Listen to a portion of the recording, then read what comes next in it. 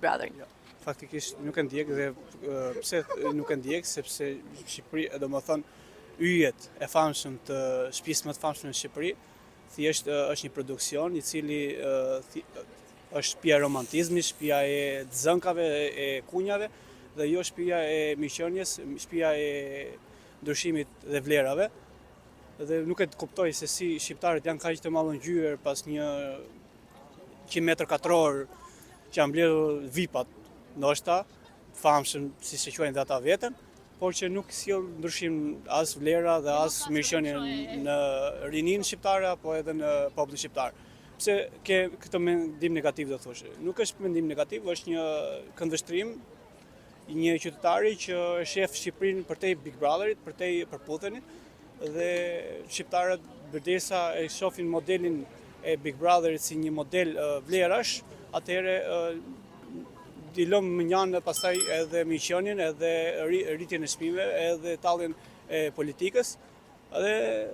të fitojmë shikueshmërinë në Big Brother dhe të arrijmë domethënë të shikojmë se kush ngre trofeun në fund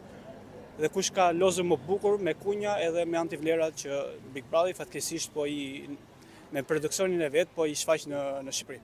Pse mendoni se janë disa personazhe specifik, siç ka qenë Luizi në edicionin e dytë, siç është Gjesi tani, pas të cilëve shqiptarët afeksionohen? Tash pra, shqiptarët nuk faktikisht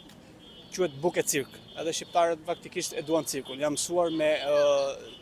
atë teatrin e parlamentit, edhe shohin shumë domethënë Big Brother, sepse tash aty është shtëpia e kunjave, shtëpia e antivlera, shtëpia e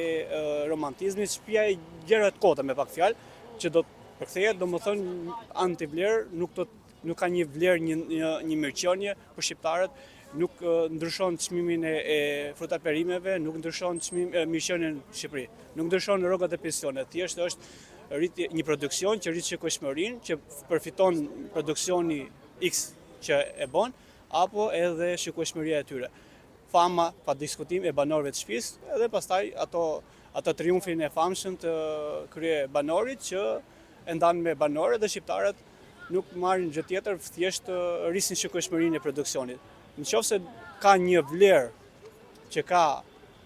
ai produksion, është që të paktën shqiptarët nga ana sociale arrin të kuptojnë të mirën dhe të keqen deri diku që ata ndoshta besoj shumë me produksionin, pra shumë edhe mund ta menaxhojnë vetë, domethënë atë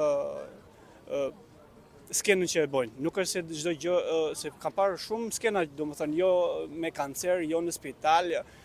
Tani çdo gjë për show edhe propagandë, njerëzit duhet të shikojnë përtej show dhe propagandës, sepse nëse shohin teatrin politik, shohin propagandën edhe showin e Big Brotherit, atëherë Shqipëria do të shpopullohet, Shqipëria do të nëpërkëmbë, shqiptarët do të nëpërkëmbë, do të largohen nga sy të këmbë drejt Europës, dhe nuk është model i duhur për miqënien e shqiptarëve Big Brother, sipas këndvështrimit tim gjithmonë. Por nëse dëshirojnë që antivlerat, ndoshta domethënë antivlerat që Big Brother i jep, atëherë le të vazhdojnë se çdo kush është i lirë, por që së pari është Shqipëria dhe ekonomia familjare. Nëse shqiptarët do të shohin emigrimin dhe të largohen nga Shqipëria nga sy të këmbët, atëherë Shqipëria përveç se do të përzihen racat, edhe do të shkontarizohet, siç është edhe projekti i famshëm i shtetit Bektashi, që bën ndasi fetare apo edhe i minoriteteve të deklaruara, apo edhe shumë problematika që Shqipëria i trashëgon prej komunizmit apo edhe prej 35 vjet tranzicion,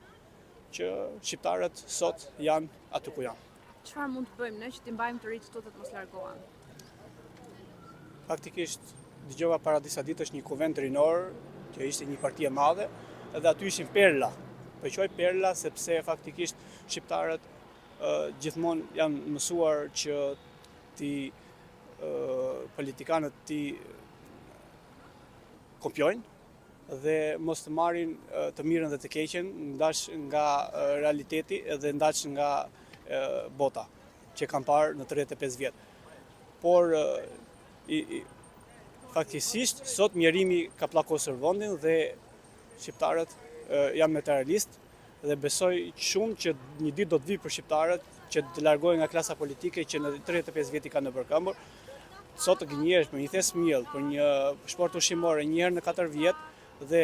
të shikosh Big Brother dhe duke mos menduar që ta pleq me këtë pension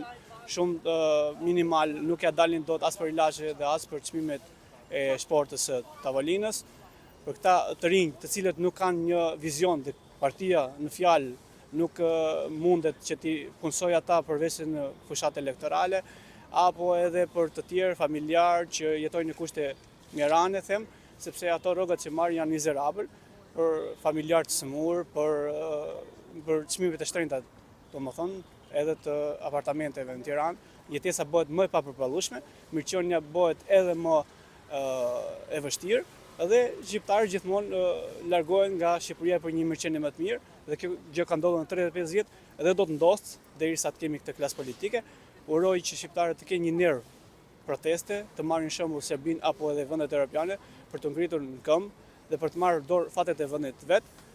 dhe ta bëjnë Shqipërinë europiane dhe jo të largohen nga sytë kamët drejt Europës. Faleminderit. Faleminderit.